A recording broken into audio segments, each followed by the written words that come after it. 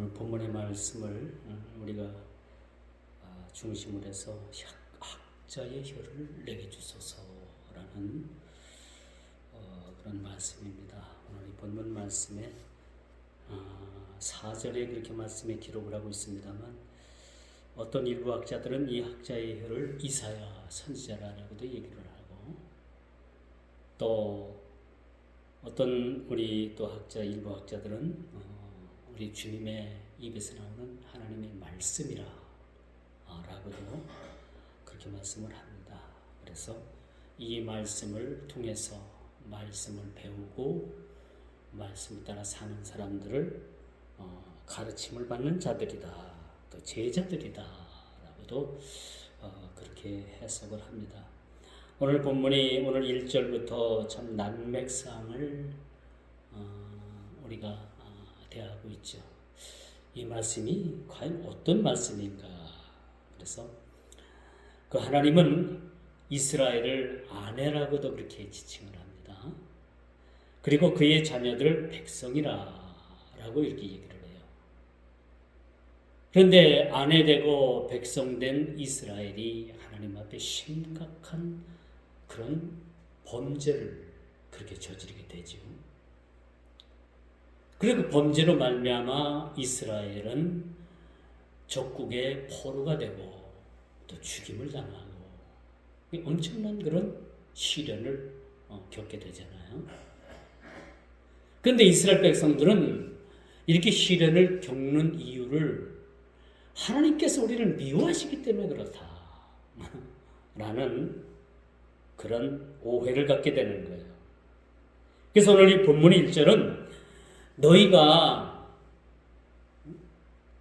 우연히 하나님이 너희를 미워하겠느냐? 아니다. 하나님께서 너희들에게 징벌을 내리시는 것은 너희들의 죄악으로 인한 것이다. 너희가 섬기지 말라는 우상을 섬겼고, 그렇죠?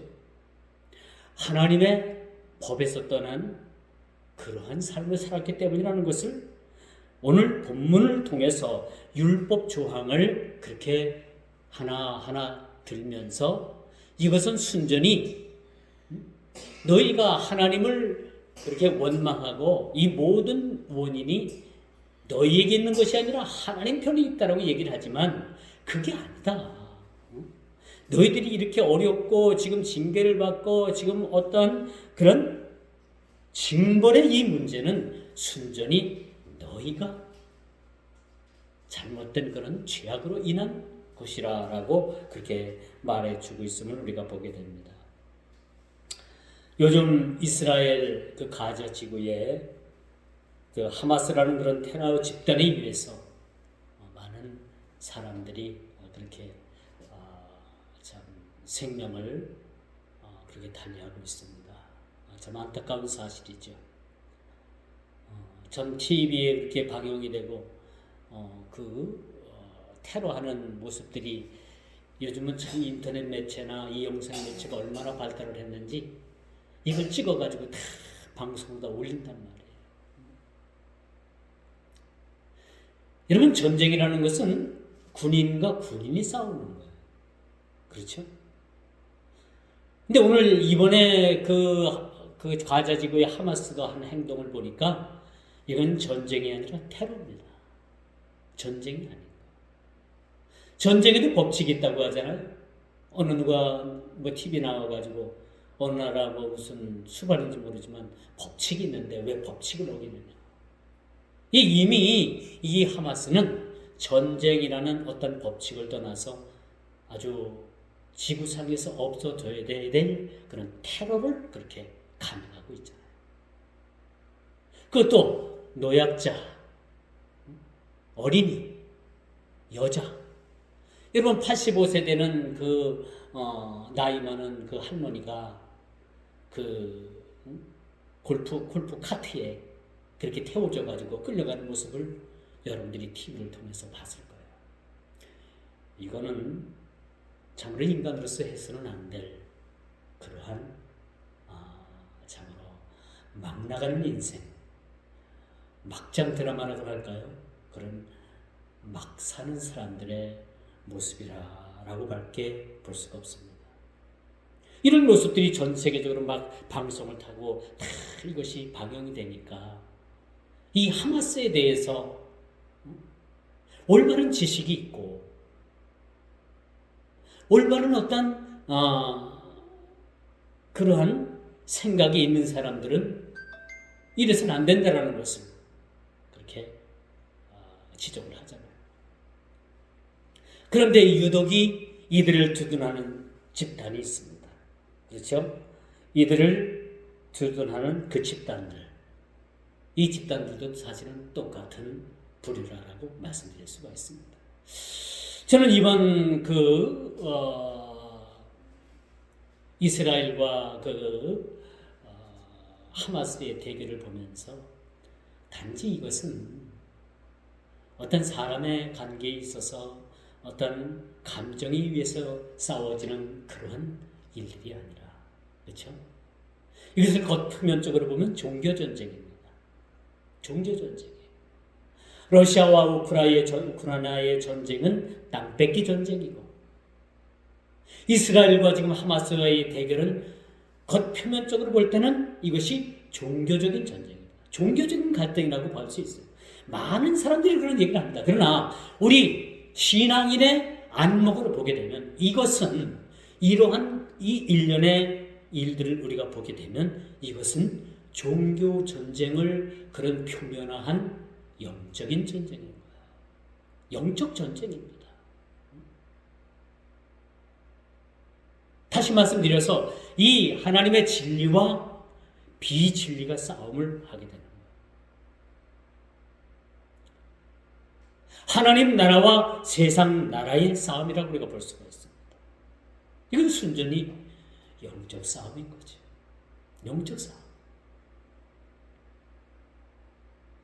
이런 싸움은 이 성경에 이미 다 예언이 되어 있는 그런 말씀이기도 합니다. 성경에다 이미 다 나와 있어요. 여러분 지도를 보게 되면 이스라엘을 좋아하지 않는 나라가 이스라엘을 전부 다 이렇게 둘러싸고 있습니다. 여러분 중동 지도를 한번 집에 가서 한번 지도가 있으면 펴놓고 한번 보세요. 이스라엘 주변 국가들이 이스라엘에 대해서 호의적인 그러한 나라들이 한 나라도 없습니다. 그런 가운데 이스라엘 나라를 하나님께서 1948년 5월 14일에 그런 나라를 그렇게 세워주신 거예요.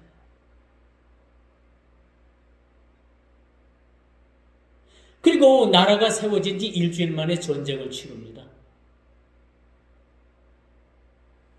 그런데 이 전쟁에서 이스라엘이 건국된 지 한 달도 되지 않아서 그 주변의 강대국들을 다 물리칩니다.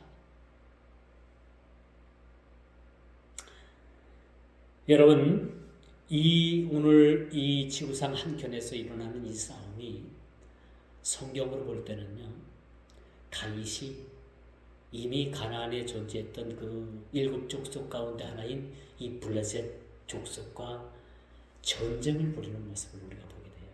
그렇죠? 우리가 구약 성경을 읽어보게 되면 이 싸움이 어제 오늘 싸움이 아닌 거예요, 사실. 이미 성경에도 보면 다윗이 나가서 그 블레셋 골리앗을 그 소년 다윗이 물리치는 그런 아주 명장면도 있지 않습니까? 여러분 다윗과 골리앗의 싸움이 어떤 거대한 이 거구와 한 소년의 싸움으로 보면 안 되는 겁니다. 한 국가와 한 부족의 싸움이 아닌 거예요.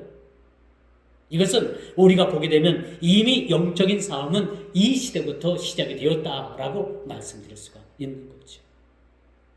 이 영적인 싸움은 이젠 천사가 하나님 보좌를 훔치려다가 하나님으로부터 그렇게 공중권세로 쫓겨났던 그 시간부터 이젠 영적 싸움은 시작됐다는 겁니다.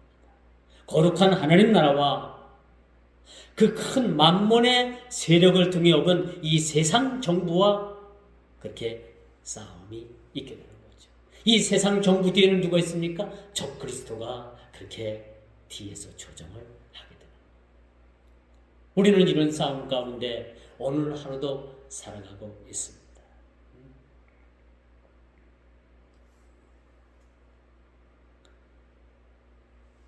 그래서 오늘 이 하나님과의 이스라엘의 관계를 하나님께서는 선지자 이사야를 통해서 그렇게 말씀해 주고 있어요. 1절 말씀이 그런 얘기입니다.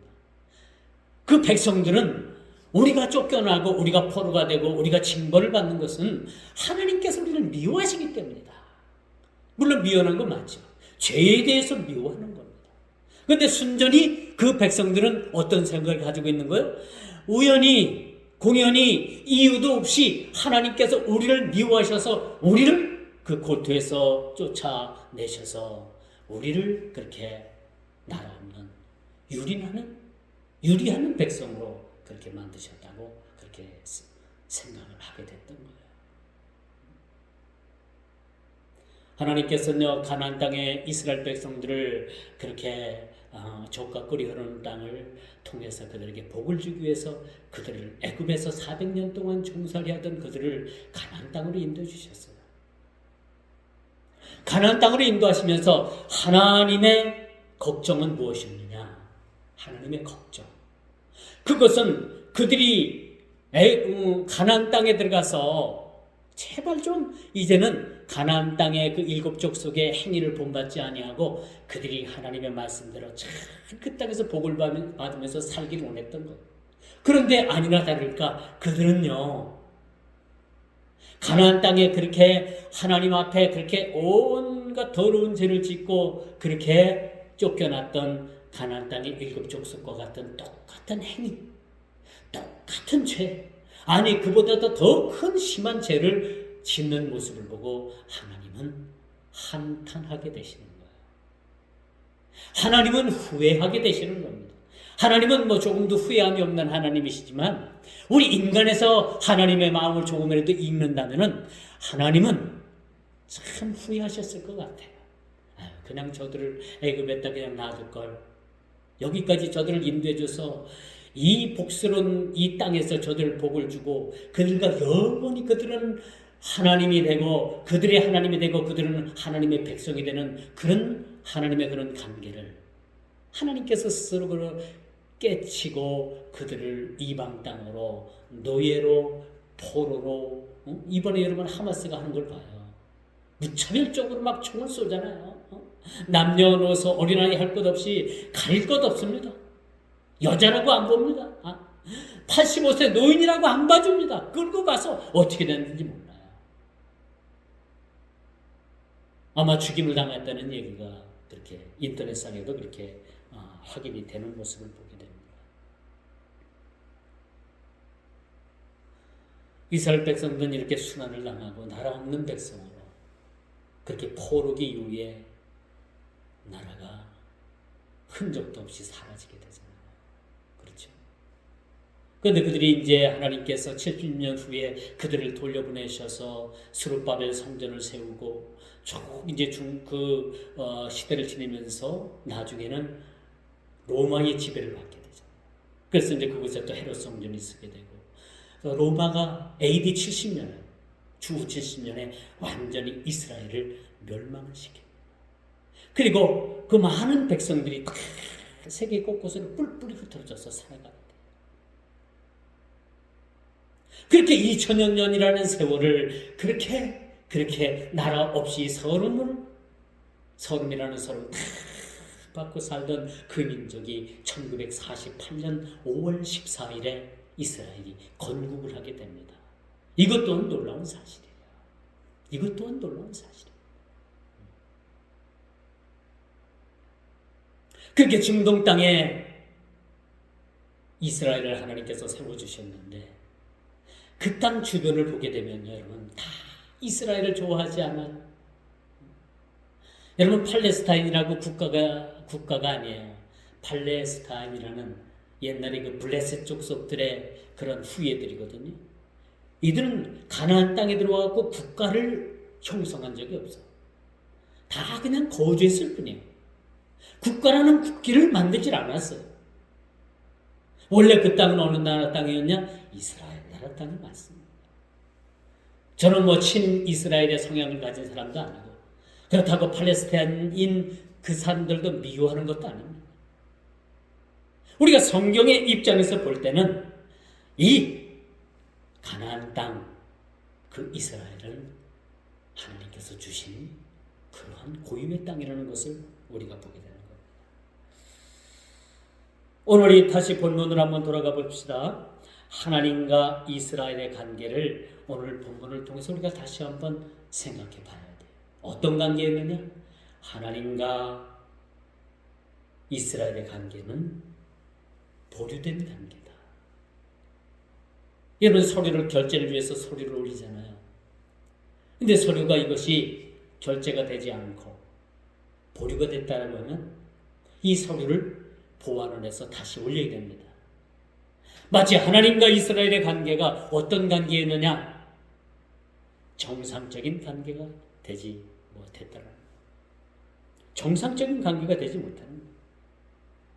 그렇다면 이렇게 이스라엘에게 징벌이 주어지는 의미를 그들이 깨달았고 얼른 깨달았어야 되는데, 그들이 깨닫고 회개하면 하나님께서는 언제든지 합법적으로 그 관계를 회복시켜 주실 하나님이심에도 불구하고 그들은 깨닫지도 못하고, 그렇죠? 깨닫지도 못하고 회개하지도 못했다. 뭐 깨달아야 회개할 수 있는 거 아닙니까? 우리가 구원의 서정 가운데 하나가 뭐예요? 중생을 하고, 중생을 하면 깨닫게 되는 거죠. 거듭나게 되면은 깨닫게 돼서 우리가 회심에 이르게 되는 거예요. 내가 죄인이라는 것을 알고 우리가 깨닫게 되고 내가 내 마음을 고치고 회심을 하게 되면 우리는 중생을 하게 됩니다. 이게 서로 교차가 되는 거예요. 어떤 것이 우선이었든지 상관이 없습니다. 회심을 하고 중생을 하든지 중생을 하고 회심을 하든지 우리가 깨닫고 주께로 돌아오는 것이 굉장히 중요하다는 사실을 우리는 알아야 되는 거예요. 이게 뭐가 뭔지, 지금 시대가 어떤 시대인지, 너희가 천기를 분별할 줄 알면서, 분계를 분별할 줄 알면서 어떻게 하나님의 때를 너희들이 모르느냐 라는 주님의 책망을 우리는 겸허히 받아들여야 되는 거예요. 주님의 때. 그러므로 우리가 때를 어떤지 못 어떤지 항상 주님 앞에 회개하는 심령이 되어야 돼요. 주께로 돌아가야 되는 심령이 되어야 되는 겁니다. 언제든지 합법적으로 그 관계를 회복해 주실 주님께로 돌아가야 되는 거예요. 지금 저와 여러분들의 위치가 어디입니까? 저와 여러분들의 신앙의 바로메타가 지금 어디입니까? 우리 스스로를 한번 확인해 봐야 되는 겁니다. 여러분, 구약 성경을 우리가 읽다 보면 하나님께서는 이스라엘 백성들에게 깨우침을 주고 돌아오고 또 회개하고 회복시켜주기 위해서 구약에 여러분 많은 그런 선지자를 보내주셨어요. 그렇죠? 많은 선지자를 보내주셨어요. 이런 선지자를 하나님께서 보내주실 때마다 여러분, 그들은 하나님께서 보내주신 선지자들의 메시지를 그들이 온전히 받아들이지 않는 모습을 보게 됩니다. 아이고, 나는 뭐 떠들어라. 우리는 지금 태평을 누리고, 선지자, 당신 없어도 이 나라는 잘 굴러가고, 이제는 우리가 그들이 어디까지 가느냐, 이제는 우리가 하나님 없이도 잘 될 수 있다라는 생각을 가지게 된 겁니다. 여러분, 다윗이 인구조사를 하게 되잖아요. 인구조사를. 이스라엘 백성들이 몇 명이나 되고 이젠 이스라엘이 이만큼 잘 살게 됐으니까 자, 우리도 한번 인구를 세워보고 우리도 한번 어깨 딱 펴고 살아보자. 자, 그 마음속엔 그 뒤에 어떤 마음들이 있느냐. 자, 이젠 우리가 하나님 없이도 한번 잘 살아볼 수 있겠다. 지금까지 도와주신 건 고마운데 이제는 우리 스스로가 잘 살아볼 수 있겠다. 당신 이제는 그냥 우리가 평등한 관계다. 당신 있어도 그만, 없어도 그만. 그런 마음을 가지고 인구조사를 하게 되는 거예요. 그러자 어떻게 됩니까? 하나님께서 그들에게 그 다윗 왕에게 엄청난 그런 시련의 징벌을 내리게 되는 모습을 보게 됩니다. 인간의 교만의 극치가 어디라고요? 이제는 우리가 하나님 없이도 잘 살 수 있다. 하나님 없이도 한번 해볼 수 있다라는 마음을 가지고 있는 그 자체가 하나님 앞에 교만이라는 사실. 그래서 우리 성도들은 항상 겸손한 마음을 가져야 돼요. 하나님 없이는 우리가 잠시도 일어설 수도 없고 설 수도 없고 앉을 수도 없고. 우리 심장이고요. 심장 뛰잖아요. 1분에 6, 70번, 한 70번, 6, 70번 뛰면 정상이라고 하더라고요. 운동을 하면 막 120번까지 뜁니다. 이렇게 맥박이 뛰고 심장이 뛰는 거 하나님께서 뛰지 않게 하면 어때요? 심장 멎으면 어떻게 되는 겁니까? 사망인 거예요. 현대의학으로 사망 진단을 뭘로 내립니까? 심장이 뛰느냐 안 뛰느냐. 우리 목사들은 임종 예배 가가지고 임종할 때 성도들의 그 손목에 맥을 딱 짚어요. 짚으면서 찬송하고 기도하고. 그래서 맥이 뛰지 않으면 그때는 뭐예요? 그때부터는 운명했다. 영과 육이 분리됐다. 인격이 떠났다. 라는 판단을 그렇게 내리게 되는 겁니다. 여러분, 이스라엘의 잘못이 뭡니까? 결정적인 것은 그들이 그 수많은 선지자를 보냈음에도 불구하고 그들의 말을 거역했다는 것. 더 무서운 건 어떤 얘기입니까? 마지막 선지자로 오신 예수 그리스도, 그렇죠?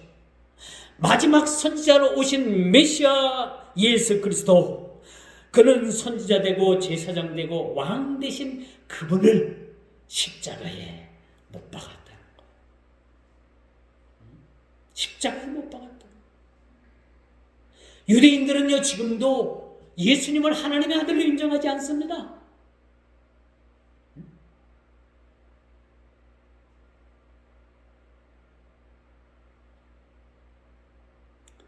그러므로 여러분, BC 580년경에 이스라엘은 선지자의 예언대로 그들이 머나먼 그곳 바벨론 제국, 지금의 이라크죠. 이라크. 그 나라로 잡혀가는 신세에 머물게 된다는 사실을 우리가 보게 됩니다. 여러분, 이들이 이렇게 수치를 당하는 것은 하나님이 무능력해서입니까? 그들이 믿는 하나님이 무능력해서 그들이 포로로 잡혀가지고 그 나라는 산산조각이 나고 흔적도 없이 사라지는 그러한 징벌을 받았다고 생각을 하십니까? 아니죠. 그들의 징벌은 그들의 죄악에 대한 대가라는 사실을 깨달을 필요가 있다는 것을 우리는 이 시간 확인해야 되는 겁니다.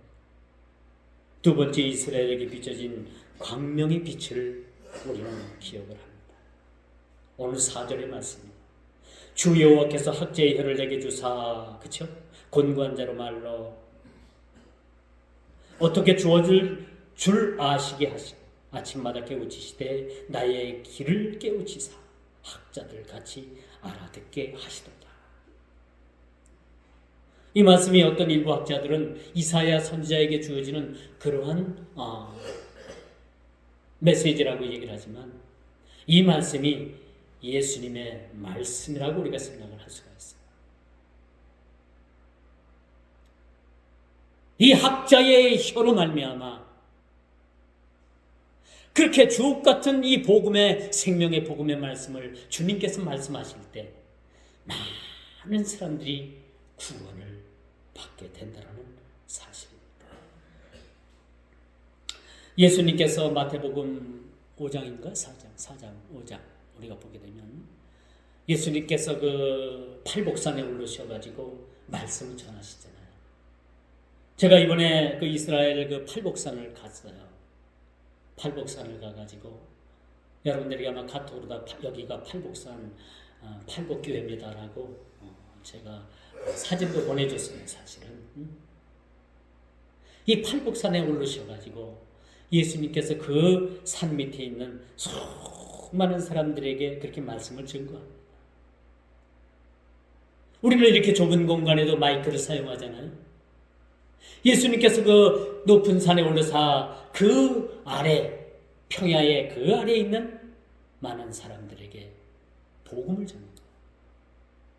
거기는 고기를 잡다가 잠시 배를 그 해변에 대놓고 말씀을 듣는 어부들도 있었을 것이고, 그 광야에 그 들에서 그 멀찍에서 예수님의 말씀을 듣는 사람들도 있었을 거예요. 그 멀리 있는 사람들에게 어떻게 하나님의 복음의 말씀이, 예수님의 말씀이, 학자의 혀로서 전해지는 말씀이 그렇게 전해질 수 있을까? 이건 과학으로 입증이 안 되는 일이라는 거예요. 그런데 놀라운 것은 가이드가 그런 팔복산에서 예수님께서 말씀을 전하실 때 그 수많은 사람들이 들을 수 있었던 것은 그곳 지역이 아주 특수한 지역이랍니다. 그래서 높은 산에 올라서 예수님께서 말씀을 전하시면 가름하는 그런 광야에서, 평야에서 말씀을 듣는 사람들도 똑같은 말씀을 들을 수가 있었고, 그곳에 그 산 밑에 있던 수많은 사람들이 몰려서 말씀을 듣던 사람들이 전혀 예수님의 말씀을 듣는데 지장이 없었다는 그러한 이야기를 했다고 합니다. 그런 증거들이 있다고 합니다. 그래서 실질적으로 그 팔복산에서 그렇게 소곤소곤 말을 해도 저 아래에서, 그 평야에서, 그 먼 곳에서도 그 팔복산에서 한 이야기를 듣고 와가지고 그 이야기를 안다는 얘기예요. 예수님 시대에도 그렇고 그 실험을 해봤는데 그 실험에서도 그 실험이 맞아 들어갔다는 거예요. 놀라운 사실이죠.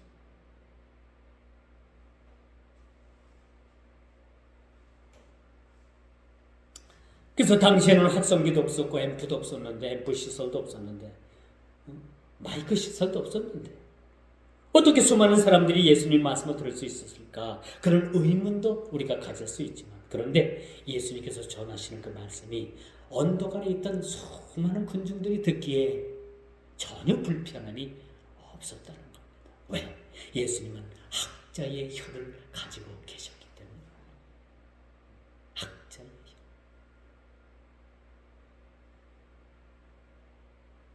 우리 메시아 되신 예수 그리스도께서는 하나님의 뜻을 이루기 위해서 순환을 당하셨죠. 고난을 당했습니다. 또 사탄의 권세를 이기시고 십자가에 승리하셨습니다. 그다음 구약에도 우리가 영적인 싸움이 있었고요. 그럼 본격적인 영적인 싸움이 언제부터 시작이 됐느냐?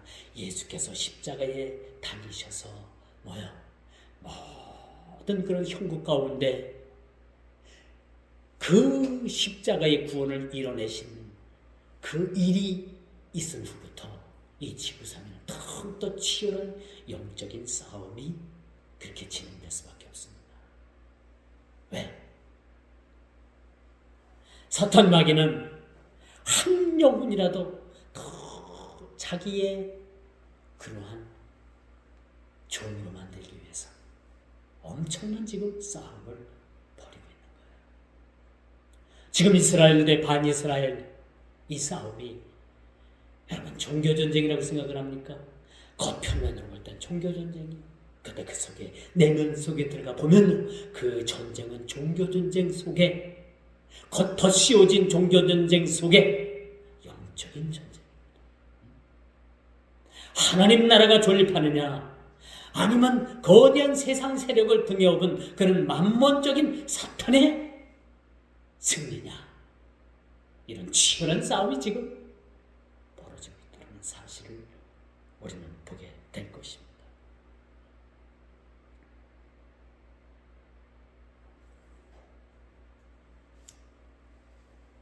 그래서 여러분, 주님께서 짊어지신 그 십자가, 오늘 이 본문에도 보면요, 사실 그 메시아의 그 출임, 그리고 메시아 예수 그리스도의 고난, 순환, 이것을 얘기해 주고 있는 거예요. 이 본문 속에도 메시아 예수 그리스도께서 오셔가지고 고난을 받으시고 죽으시고 사흘 만에 부활하신다는 그런 메시지가 오늘 말씀에 그렇게 담겨져 있습니다. 제가 예루살렘 그 성전산, 그 골고다 언덕을 14번씩이나 예수님께서 올라가시다가 그렇게 쓰러지고 넘어지고 그렇게 너무 힘들어서 막 벽에다가 손을 잡고 그런 것을 한 곳 한 곳 다 방문을 해봤어요. 그 예수님께서 짊어지신 십자가 무게가 약 70kg 정도 된다. 70kg. 이 무게는 무거우면 무거울 수도 있고 가벼우면 가볍다고 할 수 있겠지만 예수님께서 이 짊어지신 이 십자가의 무게는 70kg가 아니라 모든 그 삶을 예수님께서 짊어지시는 그 십자가의 무게는 상상을 초월하는 무게였다는 거예요.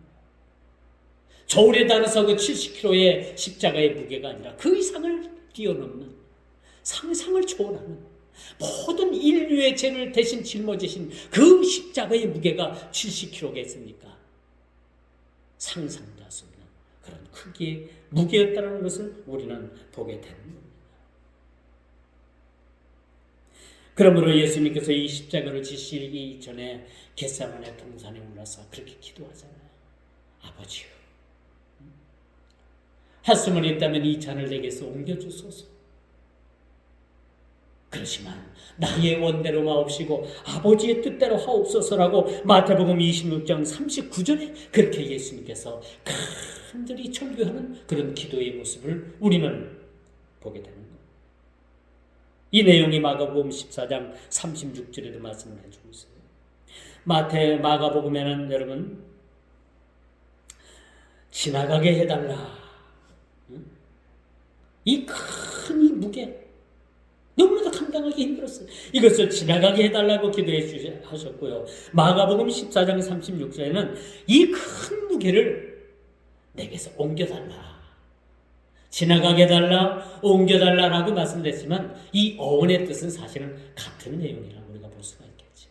얼마나 고통스러웠으면 그 십자가의 무게가 얼마나 상상을 초월했으면 하나님 되신 당신께서도 이 십자가를 지는 것이 너무나도 두렵고 떨리는 그러한 상황이었다는 것을 우리가 보게 됩니다.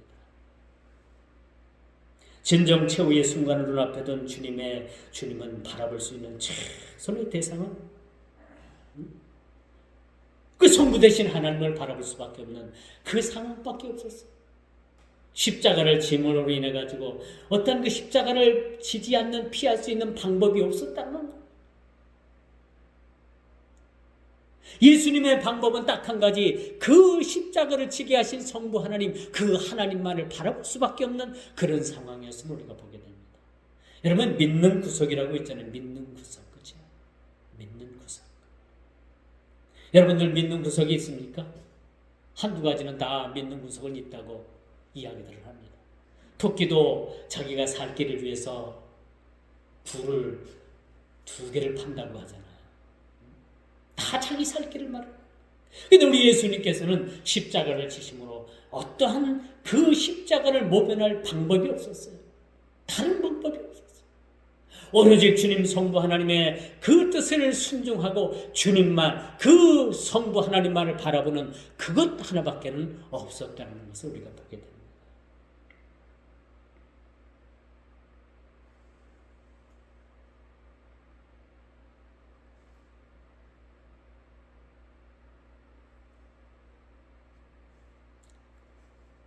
이제 말씀의 결론을 맺습니다.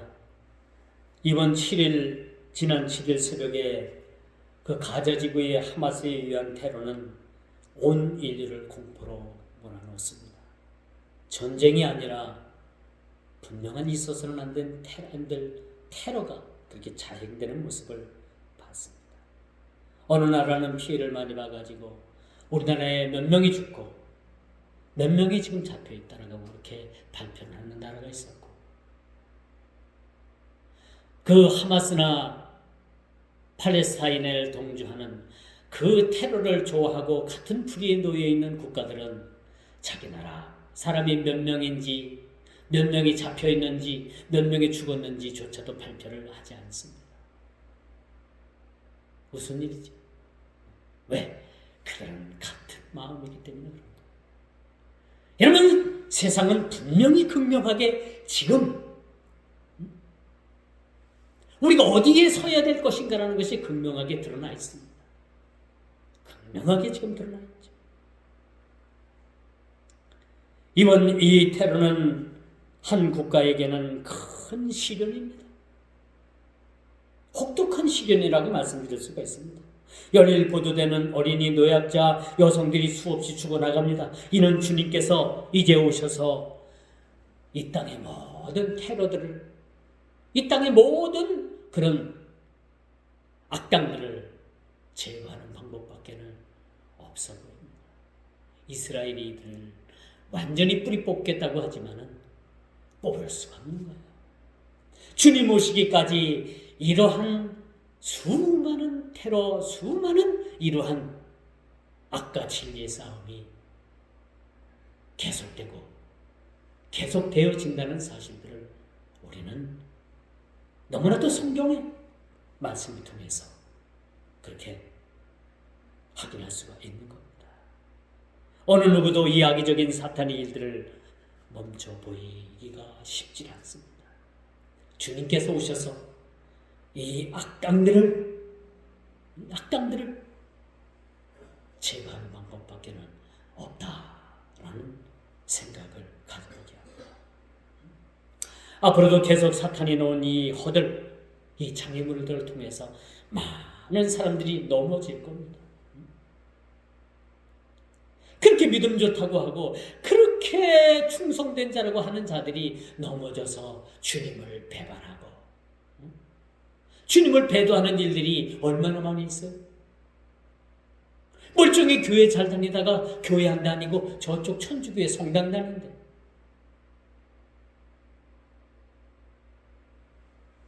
여러분, 성당은요 너무나도 종교 생활하기가 편한 데입니다. 성당은요 하지 말라는 거 없어요. 응? 하지 말라는 거 없어요. 제사 지내도 괜찮다, 술 먹어도 괜찮다, 담배 피워도 괜찮다, 섹시집에 가도 괜찮다, 다 괜찮답니다. 모든 게 다 오케이. 할만하지 않아요? 근데 우리 기독교는 어떻습니까? 하지 말라, 그렇죠? 하라, 하지 말라가 너무나도 많은 간섭이 있어. 요즘 간섭받기 싫어하는 젊은이들, 젊은이들 뿐입니까? 누구든지 간섭받기 싫어하는 거예요. 왜 한 가지 종교는 가져야 되겠고, 다들 어디로 몰려갑니까?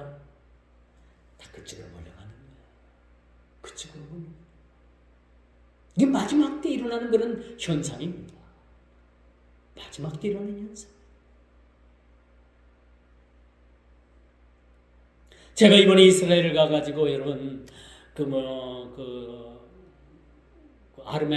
아르메니아 계통 가톨릭 정교회 그쪽도 가봤는데, 여러분 이 이스라엘에 가면 이 개신교라는 어떤 모습이 하나도 없어요. 우리 개신교들이, 우리 오늘날 이 기독교도들이 가가지고 볼만한 그런 성전 하나 없습니다. 카톨릭화되어 있어요. 그 가면 마리아가 어린 아기 예수님을 안고 있는 그런 성상, 예수님은 모두 다 아기 예수님만 그렇게 표현을 해놨어요. 그리고 성모라고 하죠. 마리아에 대해서는 그렇게 크게 부각을 시켜놨습니다. 마리아도 우리와 똑같은 성령을 가진 사람이에요. 우리와 똑같은 죄인이었던 사람입니다. 숭배의 대상이 될 수가 없는 거죠. 그래서 가보니까 전부 다 그렇게 전부 다 변절시켜놨어요. 이 중세 카톨릭이 그대로 들어와가지고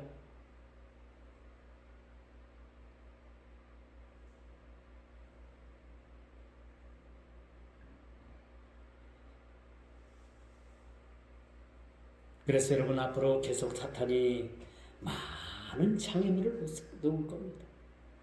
이번에 우리 지구 한편에 있는 이 이스라엘과 이 하마스의 전쟁이 아니라 이 테러 사건도 사탄이 놓은 하나의 장애물인 거예요. 걸려 넘어지게끔 만드는 장애물입니다. 오늘 여러분들이 이 주일 예배, 이 거룩한 주일을 지키기 위해서 여러분 이 자리까지 나오기 위해 여러분 사탄이 얼마나 많은 장애물을 여러분들에게 깔아놓습니까? 그렇죠? 장애물이 있었어요, 없었어요? 피곤한데 오늘 하루 좀 쉬고 싶다. 그런 마음 같지 않습니까? 이런 장애물들을 요소, 곳곳마다 여러분 깔아놓는 거예요. 이런 장애물에 넘어지면 여러분 뭐예요? 넘어지는 겁니다. 우리가 이 마지막 때 정신 똑바로 차려야 됩니다. 사실.